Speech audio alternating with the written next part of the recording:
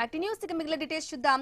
కర్నూలులోని ప్రభుత్వ model high స్కూల్లో నిర్వహించిన మెగా పేరెంట్స్ మీటింగ్ లో ఉద్రిక్తత చోటు చేసుకుంది. ఈ కార్యక్రమానికి హాజరైన టీడీపీ ఎమ్మెల్సీ బీటీ నాయుడుకి విద్యార్థి సంఘాల నుంచి తీవ్ర నిరసన సెగ తగిలింది. నీటి ప్రశ్నపత్రం లీకేజీ వ్యవహారంపై కూటమి ప్రభుత్వం మౌనంగా ఉందంటూ నిరసన చేపట్టారు. పాఠశాల వద్దకు చేరుకున్న నిరసనకారులను పోలీసులు అడ్డుకున్నారు. ఈ సమయంలో ఇరు వర్గాల మధ్య తీవ్ర తోపులాట జరిగింది.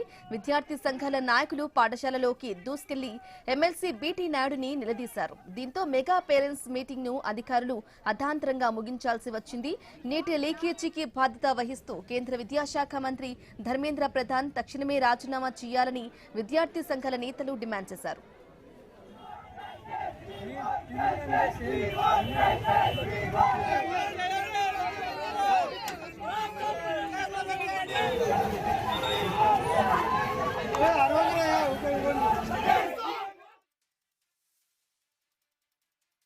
ఆంధ్రప్రదేశ్లో వామపక్ష విద్యార్థి యువజన సంఘాల ఆధ్వర్యంలో విద్యాసంస్థలు బంద్కు పిలుపునిచ్చి కర్నూలు నగరంలో విద్యాసంస్థలు స్వచ్ఛందంగా బంద్ చేసి ఈరోజు ఇక్కడ కూటమి ప్రభుత్వం నిర్వహించినటువంటి మెగా పేరెంట్స్ మీటింగ్ లో ఎమ్మెల్సీ మీనాక్షి నాయుడు గారు లాఠీ చార్జీ పైన బీటీ నాయుడు గారిని ప్రశ్నించడం జరిగింది.